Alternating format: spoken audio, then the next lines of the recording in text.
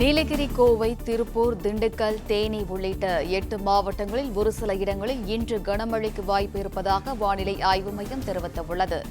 தென்காசி, திருநெல்வேலி, கன்னியாகுமரி உள்ளிட்ட மாவட்டங்களில் ஒரு சில இடங்களிலும் இன்று கனமழைக்கு வாய்ப்பு இருப்பதாக வானிலை ஆய்வு மையம் தெரிவித்துள்ளது.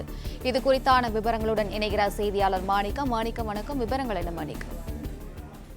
தமிழ்நாட்டில் தென்மேற்கு பருவமழை தீவிரமடைந்திருக்கிறது. இதன் காரணமாக மேற்கு தொடர்ச்சி மலையை ஒட்டியிருக்கக்கூடிய மாவட்டங்கள்ல அடுத்து வரக்கூடிய 24 மணி நேரத்துல கனமழை பரவலாக பெய்யக்கூடிய வாய்ப்பு இருப்பதா வானிலை ஆய்வு மையத்துடைய முன்னறிவிப்பில் தெரிவிக்கப்பட்டிருக்கிறது.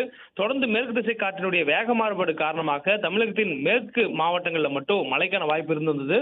குறிப்பாக நீலகிரி, கோயம்புத்தூர் ஆகிய இந்த 2 மாவட்டங்களில் மட்டும் இருந்த சூழல்ல கடந்த 24 மணி நேரத்தில் தமிழ்நாட்டில் அதிகபட்சமா திருநெல்வேலி மாவட்டத்தின் 4 முக்கு பகுதியில 10 சென்டிமீட்டர்ல கனமழை பதிவாகி இருக்கிறது. அதே போன்று ஊத்து பகுதியில 8 சென்டிமீட்டர் அளவுல கனமழை பதிவாகி இருக்கிறது.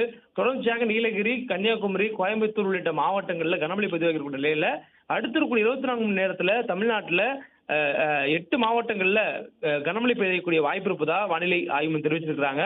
குறிப்பாக கன்னியாகுமரி, திருநெல்வேலி, தென்காசி, தேனி, திண்டுக்கல், திருப்பூர், கோயம்புத்தூர், நீலகிரி ஆகிய இந்த மாவட்டங்கள்ல ஓரிரு இடங்கள்ல கனமழைக்கான வாய்ப்பு அதிக அளவில் இருப்பதாகவும் வானிலை ஆய்வு தெரிவிச்சிருக்கிறாங்க.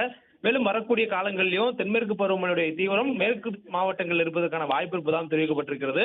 சென்னை மற்றும் புறநகர் பகுதிகளில் அடுத்து வரக்கூடிய 48 மணி நேரத்திற்கு வானம் ஓரளவு மேகமூட்டத்துடன் காணப்படும் எனவும் நகரின் ஒரு சில பகுதிகளில் லேசானது முதல் மிதமான அளவில் மழை பெய்யக்கூடிய வாய்ப்பு இருப்பதாக தெரிவிக்கப்பட்டிருக்கிறது. மேலும் காற்றினுடைய வேக மாறுபாடை பொறுத்து மழைக்கான வாய்ப்பு அடுத்த நாட்களுக்கும் மாறுபடலாம் என்ற ஒரு அறிவிப்பும் வானிலை ஆய்வு மையத்தால் கொடுக்கப்பட்டிருக்கிறது.